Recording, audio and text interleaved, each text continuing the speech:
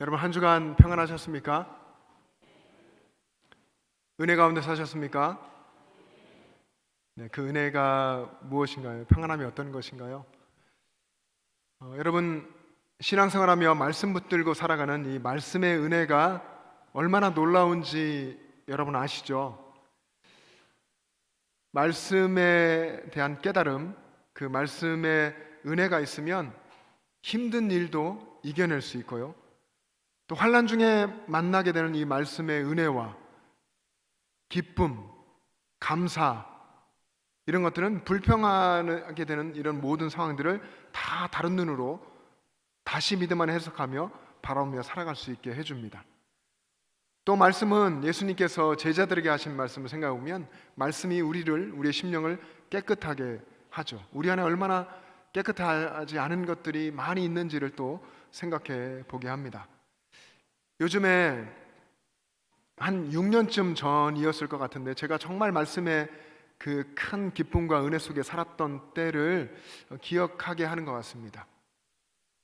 그때는 예레미야 말씀으로 큐티를 하던 때였는데 말씀을 읽고 묵상하고 그 말씀의 은혜를 생각하며 살아가는 그런 시간들이 지금도 기억날 정도로 생생하고 너무 은혜로웠었습니다.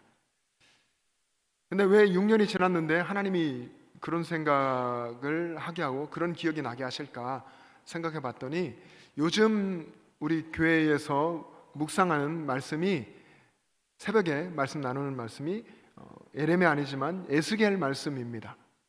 우리 교회는 생명의 삶이라는 큐티 본문을 가지고 새벽에 말씀을 나누고 있는데 지금 나눌 말씀이 에스겔서, 이 말씀이 예레미야 말씀과 비슷한 내용들을 담고 있습니다. 그 내용이 중심된 내용이 하나님의 심판의 선언이죠. 하나님의 심판과 하나님의 백성에 대한 경고의 말씀들입니다.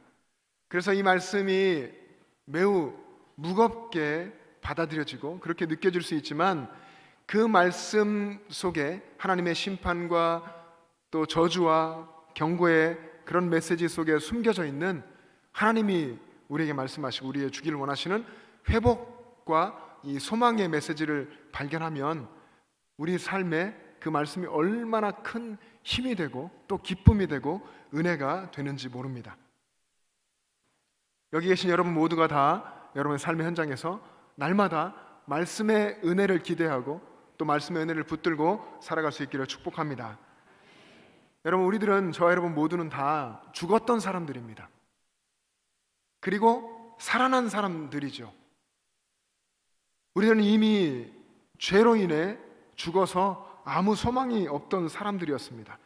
그런데 예수님을 만나서 복음의 말씀으로 거듭나 살아난 사람들이 됐습니다. 그래서 하나님의 자녀로 하나님의 백성으로 이 땅을 우리는 살아가고 있는 거죠. 여러분 예수님을 만났다고 하는 것, 우리가 예수님을 만났다고 하는 것은 직접 예수를 만난 건 아니지 않습니까? 그러면 여러분들은 어떻게 예수님을 만난 겁니까? 예수님을 우리는 말씀으로 만났죠. 복음으로, 복음의 말씀으로 예수님을 만났습니다. 그렇게 우리는 기록된 성경 말씀으로 예수님을 만나서 복음을 깨닫고 그리고 복음의 말씀으로 거듭나서 하나님의 자녀로 살게 된 겁니다. 복음의 말씀으로 예수님을 만나 하나님의 자녀로 새롭게 살아가는 사람에게는 사명이 주어져 있습니다. 그 사명이 무엇일까요? 예수님께로부터 받은 바 책임적인 사명, 그게 무엇일까요? 그것은 우리가 살아난 것처럼 우리도 다른 사람, 다른 영혼을 살리는 사람이 되는 것입니다. 우리가 복음의 말씀으로 살아났는데 우리가 다른 사람을 어떻게 살릴 수 있습니까? 우리가 가지고 있는 것으로 다른 사람을 살릴 수가 없죠. 우리도 복음의 말씀으로 다른 사람을 살리는 사람이 되어야 합니다. 그래서 우리는 복음으로 생명을 살리는 그런 사명을 받은 사명자들입니다. 이 사명을 잘 감당하기 위해서는 우리들 안에, 저와 여러분 안에 복음의 말씀이 있어야 합니다. 우리 안에 정말 복음이 있어야 한다는 것입니다. 복음이 사람을 살리고 나를 살리고 복음이 다른 사람도 살리고 그리고 복음이 그 사람을 살릴 뿐 아니라 그 사람을 성장시킵니다. 바울이 그의 영적인 아들 디모데에게, 바울에게 디모데가 얼마나 소중했겠습니까? 그의 아들이라고까지 불렀는데 그 디모데에게 편지를 쓰면서 말씀으로 양육받으라고, 말씀으로 성장하라고 권고했습니다. 디모데 전서 4장 6절 말씀을 우리 한번 같이 읽습니다. 시작. 내가 이것으로 형제를 깨우치면 그리스도 예수의 좋은 일꾼이 되어 믿음의 말씀과 내가 따르는 좋은 교훈으로 양육을 받으리라. 아멘. 믿음의 말씀과 좋은 교훈으로 양육을 받으리라. 하나님 말씀으로 양육을 받으리라. 하나님께서 말씀으로 우리를 양육하신다는 것이죠. 우리는 하나님의 말씀에 그 은혜의 손길 아래서 양육받으면서 그렇게 성장합니다. 신앙생활하는 사람들이 신앙의 성장이 끝난 사람은 아무도 없습니다. 우리 육신의 성장은 대개 많이 크는 분들은 20대 중반까지 그 몸은 성장을 하지만 그리고 이제 그 이후로는 성장이 멈추죠. 그리고 나이가 들면 키도 줄어들고 오히려 이제 작아지기도 합니다. 근데 영적인 이 성장은 끝까지 주님 앞에 서는 그 순간까지 우리는 계속해서 성장할 수 있고 또 성장해 가고 그렇게 예수님을 닮아가는 것입니다. 우리는 하나님의 이 은혜의 말씀 아래에서 성장해 갑니다. 내 안에 이 복음이 있으면, 복음의 말씀이 있으면 나는 계속해서 말씀을 쫓아가게 되고 계속해서 예수님을 따르게 되죠. 그런데 내 안에 복음이 없으면, 내 안에 말씀이 없으면 정말 말도 안 되는 것을 쫓아가게 됩니다. 지금 우리가 신앙 안에서 어떤 면에서 정신을 차리고 볼 때 만약 그걸 본다면 진짜 말도 안 되는 그런 삶을 살아가게 되죠. 말도 안 되는 그것을 쫓으면서 거기에 빠지고 그것 때문에 시험에 들고 그것 때문에 흔들리고 그것 때문에 영적인 슬럼프에 빠지게 되기도 합니다. 신앙생활 한다고 하면서도 내 안에 복음이 없으면 체면을 쫓고 돈을 쫓아가고 내 욕심을 쫓고 내 생각을 쫓고 내 습성을 쫓아서 살아가게 됩니다. 이미 예수님을 만나고 버렸던 것들이죠. 예수를 만났다면 버렸어야 하는 것들, 그것을 다시 붙들고 살게 되는 거죠.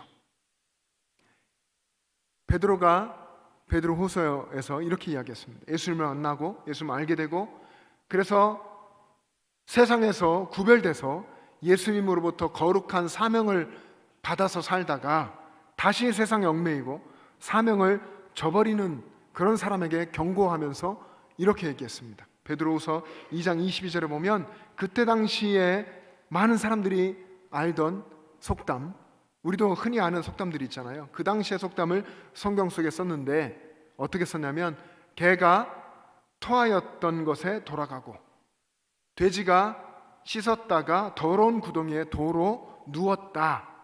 이 속담이 응하게 되는 것이다. 이렇게 베드로가 이야기했습니다. 여러분, 우리는 구원받은 우리는 세상에서 구별받아서 다시 사명을 붙들고 세상에 파송받은 우리들은 이런 삶을 살아서는 안 됩니다. 예수님의 십자가 구속의 은혜로 살아가고 있지만 또 육신의 정욕과 안목의 정욕과 이생의 자랑을 쫓으면서 예수님과 불편한 관계로 살아가곤 하는 것이 우리들의 현주소가 되어서는 안 됩니다. 신약성경 복음서 4권이 다 기록하고 있는 그런 기적의 사건들이 있습니다. 그 중에 하나가 오병이어 기적 사건인데 오병이어의 이 현장에, 이 기적의 현장에 장정만 5,000명 모여 있었다고 했습니다. 그러면 남녀노소 다 하면 2만 명은 좋게 넘었을 그 많은 사람들이 예수님께서 기도하시고 나누실 때에 보리떡 5개와 물고기 2마리, 별것 아닌 어린아이가 갖고 있던 이것을 가지고 2만 명이나 되는 사람들이 다 배불리 먹고도 12광주리를 남기게 된 이 놀라운 기적을 체험하고도 이후에는 말도 안 되는 것을 쫓아갔습니다. 예수님을 따라다니면 배부를 것이라고, 예수님 쫓아가면서 예수님이 행하신 이 기적을 보며 배부르게 먹자, 소위 세상의 돈과 부를 쫓아가게 된 것이죠. 그리고 이런 놀라운 기적을 행하시는 예수님을 임금 삼아서 예수님을 중심으로 힘을 모아가지고 로마로부터 독립해서 편안하고 안락한 삶을 살아가 보자, 이런 것들을 쫓았던 겁니다. 정말 예수님이 향하고 계시고 예수님이 바라보고 계시는 이런 구속의 십자가를 그들은 바라보지 못하고 예수님과 전혀 다른 것을 쫓으며 살았던 겁니다. 구약시대에 바벨론 포로 시대에 하나님께서는 에스겔 선지자를 통해서 그곳에 있던 유다 백성들에게 하나님 말씀을 선포하게 하셨습니다. 바벨론의 포로로 잡혀와서 살아가던 그런 고통스러운 삶을 살면서 하나님 말씀을 의지하고 하나님 말씀을 구했어야 하는데 그들은 하나님 말씀에 귀 기울이지 않고 하나님 말씀과는 동떨어진 삶을 살았습니다. 또 그때 그곳에서 있었던 많은 거짓 선지자들이 백성들을 미혹해서 거짓된 가르침을 따라서 하나님을 떠나 살아가도록 했습니다. 그래서 선지자든 백성들이든 저마다 마음에 자기 우상을 품고 있었고, 그리고 자기의 삶 앞에 죄악된 걸림돌을 두고 그렇게 살아갔습니다. 그래서 하나님은 에스겔 선지자를 통해서 심판과 경고의 메시지를 선포하게 하셨고, 그리고 하나님께로 돌이키라고 말씀하셨던 겁니다. 하나님은 그때 당시에 거짓 선지자들에게 이런 그들의 실상을 선포하게 하셨습니다. 그 말씀이 에스겔 13장 19절 말씀인데요, 우리 한번 말씀 보시며 읽겠습니다. 시작. 너희가 두어 움큼 보리와 두어 조각 떡을 위하여 나를 내 백성 가운데서 욕되게 하여 거짓말을 고지 듣는 내 백성에게 너희가 거짓말을 지어내어 죽지 아니할 영혼을 죽이고 살지 못할 영혼을 살리는도다. 아멘. 여러분, 얼마나 사실은 무서운 이야기입니까? 선지자라고 스스로 자칭하는 사람들이 죽지 않을 영혼을 죽이고 살지 못할 영혼을 살리고 하나님을 욕되게 하고 이런 일들을 행했던 겁니다. 거짓 예언을 하고. 그런데 그것이, 그런 어마어마한 일들이 뭐 어떤 놀라운 것 때문에 그런 것이 아니라 두어 움큼 보리, 두어 조각 떡 위에서 그렇게 했다고 하는 것이죠. 선지자일 뿐 아니라 백성들도 다 그렇게 살았다는 것입니다. 여러분, 어떻게 선지자가 두어 움큼 보리와 두어 조각 떡을 위해서 거짓 예언을 할 수 있습니까? 말도 안 되는 일이지 않습니까? 그런데 그런 일이 그때 당시 그 혹독한 고난의 현장 속에서 일어났던 겁니다. 선지자도 백성들도 그렇게 살았던 것이죠. 어떻게 보면 복음이 없으니까 세상의 사소한 것에 인생을 걸고 거기에 자기를 걸고 살았던 것이고, 말씀이 없으니까, 이 진리의 말씀을 품지 못하니까 그 속에서, 삶 속에서 서슴없이 거짓말을 하며 거짓된 삶을 살게 됐던 거죠. 여러분, 예수님을 알지 못하는 세상의 수많은 사람들이 오늘 본문 속에 에스겔서 말씀 속에 있는 두어 움큼 보리와 두어 조각 떡 같은 사소한 것을 욕망하고 거기에 집착하며 살아갑니다. 게다가 그것을 위해서, 사소한 그것을 위해서 온갖 수단과 방법을 동원하고 그렇게 그것을 끝까지 추구하고 집착하면서 그것에 매여서 살아갑니다. 그래서 세상에는 악독함이 있고 시기가 있고 또 죄악이 가득한 것입니다. 그런데 에스겔 시대에 바벨론 포로 상황에 살던, 어떻게 보면 하나님 말씀을 스스로 예언한다고 하는 그런 거짓 선지자들, 하나님 백성이라고 말하는 유다 백성들도 그랬었던 겁니다. 개인의 욕심을 위해서 두어 조각 떡과 두어 움큼 보리를 위해서 거짓을 예언하고 거짓을 행하며 살았던 것이 하나님 백성들의 삶의 현실이었습니다. 그런데 우리도 이런 삶에서 결코 예외일 수 없다는 것입니다. 우리도 우리 마음과 우리 입술에 말씀을 담지 않고 복음을 담지 않으면 두어 움큼 보리와 두어 조각 떡을 위해서 거짓을 말하는, 어쩌면 정말 그것에 매달려 살아가는 수준 낮은 그런 삶을 살아갈 수밖에 없다는 것이죠. 신앙생활을 하면서도 복음의 본질, 말씀의 본질에 집중하지 못하고 껍데기 같은 그런 사소한 일, 자기 욕심에 매이고 자기 감정에 충실하며 그것에 이끌려 살아간다면 오병이어의 기적을 맛보고서도 자기 배에 배불리기 위해서 예수님을 쫓아갔던 그런 어리석은 무리들과 다를 바가 없는 것이죠. 그래서 우리는 우리의 삶 속에서 끊임없이 우리의 속에서 일어나는 이런 옛사람의 탐욕, 자기 욕심을 채우려고 하지 말아야 됩니다. 자기 감정에 충실한 사람은 말씀을 따라갈 수 없습니다. 마음에 자기 욕심, 자기 유상이 가득한 사람은 마음에 예수님을 모실 수 없고 말씀으로 충실해질 수가 없습니다. 자기 감정을 따라가는 사람은 예수님을 따라갈 수가 없는 것이죠. 사랑하는 여러분, 복음의 말씀에 충실하고 예수님께 충실하며 살아갑시다. 자기 욕심이 아니라, 내 욕심이 아니라 하나님께 충실하며 살아갑시다. 우리에게 필요한 것을 미리 아시고 공급해 주시는 하나님, 우리의 삶을 이끌어 주시는 하나님께 충실한 삶을 살아갈 수 있기를 원합니다. 우리가 평생토록 견지해야 할, 흔들리지 말아야 할 말씀에 대한 충실함, 하나님께 대한 충실함, 복음에 대한 충실함을 놓치면 우리는 순간 사소한 것에 매이고 거기에 욕심부리고 거기에 붙들리고 거기에 이끌려서 살아갈 수밖에 없습니다. 우리는 그런 연약한 존재들입니다.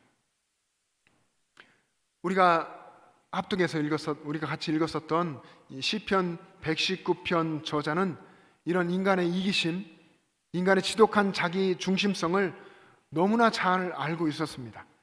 그래서 이렇게 기도했습니다. 오늘 본문 36절의 말씀을 한번 같이 읽겠습니다. 내 기도처럼 생각하시고 같이 읽습니다. 시작. 내 마음을 주의 증거들에게 향하게 하시고 탐욕으로 향하지 말게 하소서. 아멘.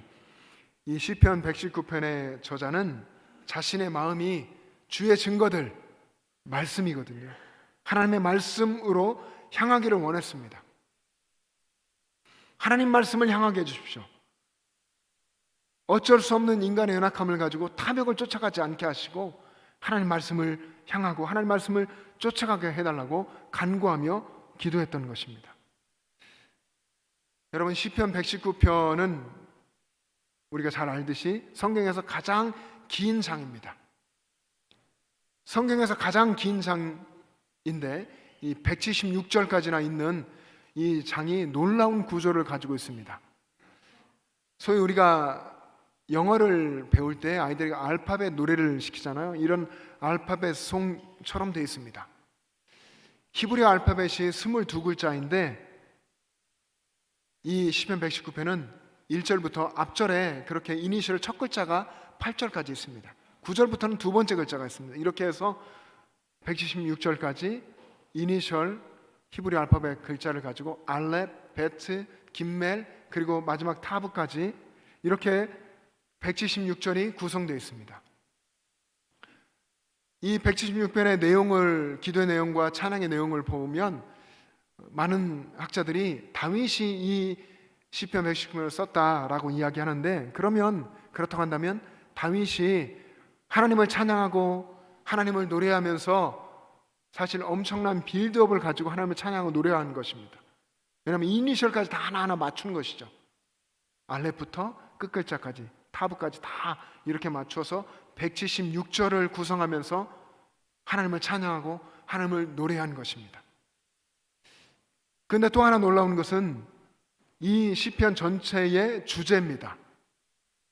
이렇게 만들어가면서 놀라운 빌드업으로 이 시편 176편 전체의 주제가 하나님 말씀을 향하게 했습니다. 각 절마다 하나님 말씀을 노래하고 있습니다. 그 중에 우리가 아마 가장 잘 아는 구절이 105절일 겁니다. 105절의 말씀을 한번 같이 읽겠습니다. 시작. 주의 말씀은 내 발의 등이요 내 길의 빛이니이다. 아멘. 주님의 말씀이 내 발의 등이요 내 길의 빛이십니다. 여러분, 이 다윗의 고백은 믿음의 사람은 말씀이 없으면 그 앞걸음을 한 걸음도 제대로 걸어갈 수 없다 하는 그런 믿음의 고백입니다. 말씀이 내 삶의 등불이고 내 삶의 빛입니다. 이것 없이는 저는 제 앞길을 볼 수 없고 바르게 걸어갈 수 없습니다. 이런 고백입니다. 현대 우리가 사는 이 기독교의 변증가로 유명한 팀 켈러 목사님이 이 시편 119편 105절의 말씀을 조금 더 구체적으로 해석하면서 이렇게 이야기했습니다. 말씀이 등불 구실을 하려면, 믿는 사람이 정말 말씀이 등불되도록 그렇게 살아가려면 말씀이 비추는, 그 빛이 비추어 주시는 현실이 마음에 들지 않더라도 이를 악물고 따라가야 합니다. 이렇게 이야기했습니다. 하나님 말씀이 우리의 앞길을 비추어 주시는데 그 살아갈 현실이 내 눈으로 볼 때에 마음에 들지 않는, 고통스럽고 또 환난이 있고 힘든 길이라 할지라도 정말 말씀이 등불이라고 믿고 말씀이 빛이라고 믿는다면 그 길을 이를 악물고라도 따라가야 한다 하는 것이죠. 저와 여러분이 이런 삶 살아가기를 원합니다. 힘들고 어려워도 말씀을 붙들고 그 말씀을 따라서 살아가는, 그러면 그 길에는 말씀이 주시는 은혜가 있습니다. 구름 기둥과 불 기둥이 있을 것이고 만나온 메추라기가 있고 반석에 솟아는 샘물이 있을 것입니다. 다윗은 이 시편 119편에서 자주 반복하여 기도한 내용이 있습니다. 어떤 기도였을까요? 오늘 본문 속에도 있는데 다윗이 한 그 기도는 주님, 주의 말씀으로 저를 살아나게 하소서. 주님, 저를 살려주십시오. 주님, 제가 주의 말씀으로 살게 하시옵소서. 이런 기도를 16번이나 반복했습니다. 다윗이 하나님의 말씀을 찬양하고 하나님의 말씀을 노래하면서 하나님의 말씀을 향하게 해주십시오. 하나님의 말씀으로 나를 살게 해주십시오. 하나님의 말씀으로 나를 살려주십시오. 이런 기도를 계속 반복한 것입니다. 말씀으로 살기 원합니다. 말씀의 은혜로 살기 원합니다. 이런 간절한 소망을 담아서 다윗이 찬양하고 기도했던 것이죠. 우리가 다윗의 기도를 더 깊이 생각하고 붙들기를 원합니다. 주여 나를 살아나게 하소서. 주여 나를 살려주소서. 주여 나를 말씀으로 살게 하소서. 이 기도가 우리 모두의 기도가 되기를 원합니다. 하나님의 은혜에 대한 간절함, 갈망, 하나님의 말씀에 대한 갈망이 저와 여러분 가운데 늘 충만하여 있기를 주님의 이름으로 축복합니다. 기도하겠습니다.